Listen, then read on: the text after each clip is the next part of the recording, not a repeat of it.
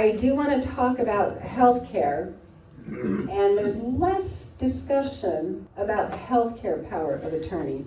The reason for that is that the medical profession, out of necessity, gets a healthcare power of attorney from you. You might not even realize it. You go into the hospital, they say, do you have a power of attorney for healthcare? You go, oh, I don't. They go, oh, here's one. Go ahead and sign this.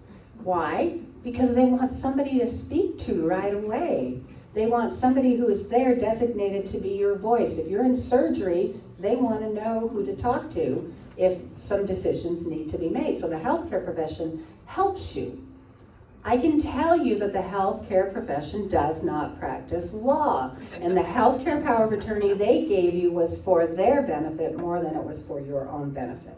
So if you have a healthcare power of attorney, and especially if you got it from the hospital, it's time to revisit it and see if that's actually the only estate planning document you need, or if it's appropriate and maybe you need more. These living documents, why they are so important is that it makes sure your voice is heard no matter what happens to you during your lifetime. Your voice will be heard because you said who will be your voice. The person that you trust will be your voice if you can't be your own voice. Does that make sense?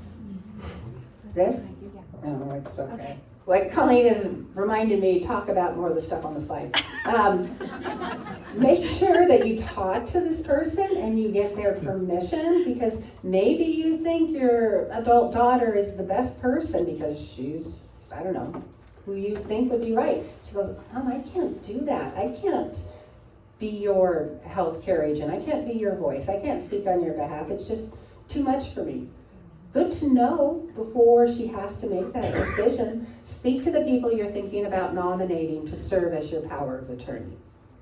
One other thing I want to say about powers of attorney is an elder law firm, we work a lot with people who have cognitive decline. They're still with us in a lot of ways. They may be not as sharp as they were 10 years ago, but they still get things. We can work with clients who have cognitive decline. And I think that's important to know, because sometimes people think, oh, there's an Alzheimer's diagnosis, we can't get any estate planning documents in place. That's not true. As long as the person, the client that we're working with, understands that by signing this document, I know I'm granting authority to whomever to speak for me when I can't, that's good enough. So I want you to keep that in mind, because sometimes people think you have to be as sharp, as you ever were. It's not true.